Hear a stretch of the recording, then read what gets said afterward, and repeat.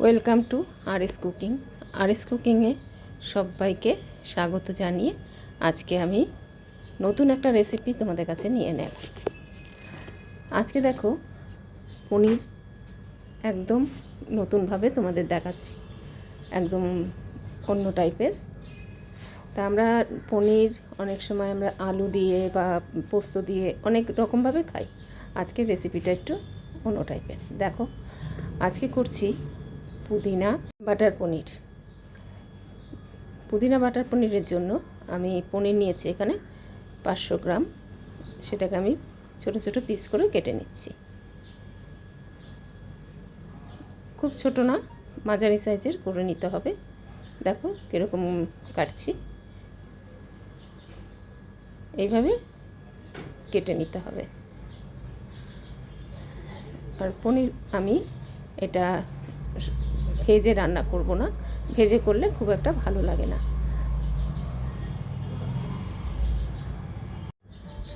এবার পনিরটা কেটে নিলাম, সব কটা কেটে সুন্দর করে বাটিতে। দেখো অনেকটা পনির। তা এই পনিরে আমি কি কি মশলা দেব সেটা তোমাদের দেখিয়ে দিচ্ছি। এখানে একটা লেবু নিয়েছি 4 পিস করে, পুদিনা পাতা নিয়েছি, আর কাঁচা লঙ্কা নিয়েছি। আর একটা প্লেটে আমি জিরের গুঁড়ো 1 চামচ আর গোলমরিচ গুঁড়ো 1/2 চামচ। এবার আমি মশলাগুলো বেটে নেব। পুদিনা পাতা, কাঁচা লঙ্কা দেব, দিয়ে এবার একটু নুন দেব। নুন দিয়ে অল্প একটু জল দিয়ে আর 1/2 ইঞ্চির একটু কম আদা দিয়েছি। আদাটা দিয়ে সুন্দর একটা পেস্ট করে নেব। পেস্টটা মিহি পেস্ট হবে না, একটু মুখে লাগবে সেরকম আধ ভাঙা অবস্থায় মানে বাটতে হবে। এবার কড়াতে আমি তেল দিয়ে দিলাম, কড়াটা গরম হয়ে গেছে। তেল গরম হয়ে যাওয়ার পর তারপরে আমি করছি রান্নাটা, তোমরা দেখো। এবার আমি পনিরের মধ্যে নুন মাখিয়ে রাখছি। পনিরটা আমি ধুয়ে নিয়েছি।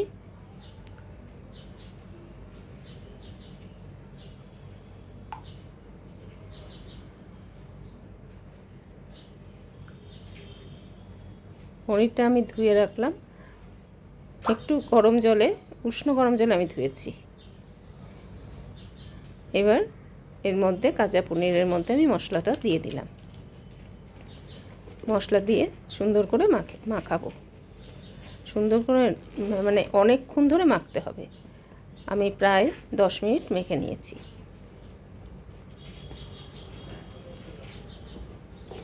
এরকম রেসিপির সঙ্গে ভাত, রুটি, মানে পরোটা সব কিছুর সঙ্গেই ভালো লাগে। আর তারপরে দিয়ে দিলাম আমি এর মধ্যে ওই গোলমরিচ আর জিরের গুঁড়োটাও দিয়ে দিলাম। এবার মাখিয়ে আমি রেখে দেব রেস্টে। তার আগে আমি নুন দিয়ে দিলাম, অল্প নুন দিয়েছি, পরে লাগলে আবার দেওয়া যাবে। আবার একটু হলুদ দিয়ে দিলাম। এবার সবগুলো মাখিয়ে নিচ্ছি।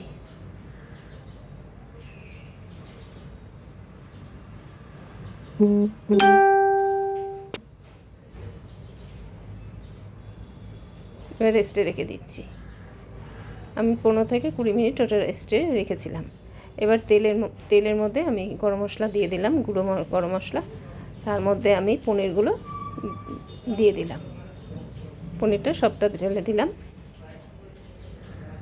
দিয়ে আলতো হাতে মানে নাড়তে হবে।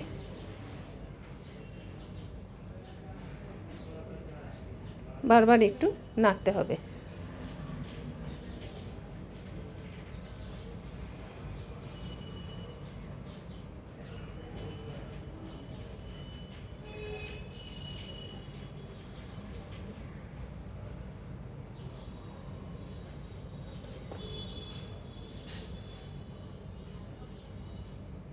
যতক্ষণ না তেল ছেড়ে আসে ততক্ষণ এরকম আলতো হাতে নেড়ে দিতে হবে। এদিকে একটা বাটিতে আমি 1 চামচ কর্নফ্লাওয়ার নিয়েছি, 1 চামচের থেকে একটু কম নিয়ে আমি জল দিয়ে ঠান্ডা জলে গুলে রাখছি এটা কখন দেব সেটা তোমরা দেখো, কেউ স্কিপ করো না, তাহলে বুঝতে পারবে না কখন কোনটা দিচ্ছি। এইভাবে তোমরা ঘরে রান্না করবে, খুব ভালো খাবে। সব সময় তো রেস্টুরেন্টে গিয়ে খাওয়া সম্ভব না, তা কিছু কিছু জিনিস ঘরে তৈরি করে খেতে ভালো লাগে। দেখো আবার একটু নাড়ছি, এবার অল্প একটু জল দিয়ে দেব। এইভাবে কষাতে হবে।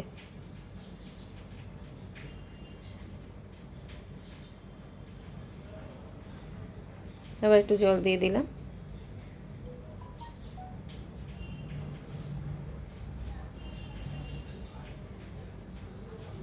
প্রথম জলটা শুকিয়ে যাবে দেখবে, তারপরে তেল বেরিয়ে আসবে, তখন জল দেবে। একটা যে কোনো জিনিসের একটা জল থাকে।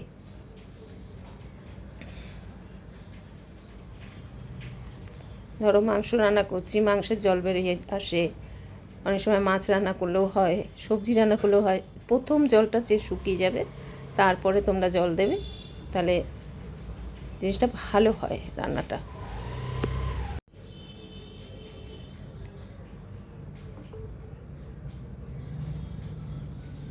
আবার দেখো তেল ছেড়ে এসছে।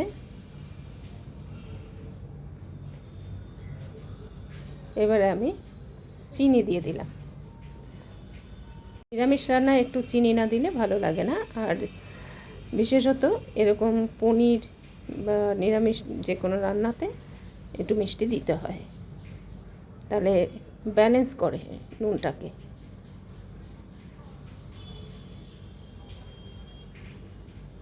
আবার তেল ছেড়ে এসছে। এবারে আমি মশলার যে জলটা সেটা আমি গরম করেই রেখেছিলাম, পরিমাণ মতন আমি জল দিয়ে দিলাম।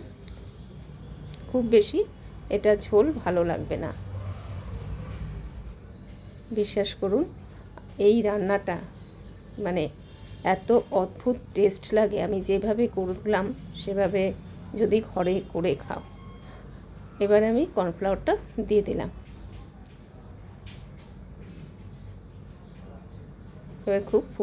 এবার ফুটিয়ে নেব, সুন্দর করে একটু ফুটিয়ে নিয়ে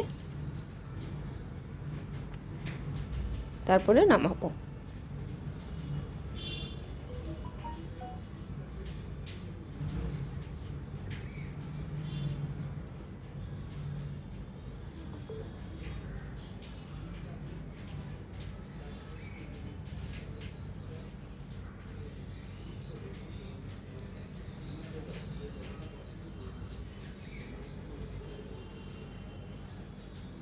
রেসিপিটা কমপ্লিট প্রায়। এবার আমি নামিয়ে নেব।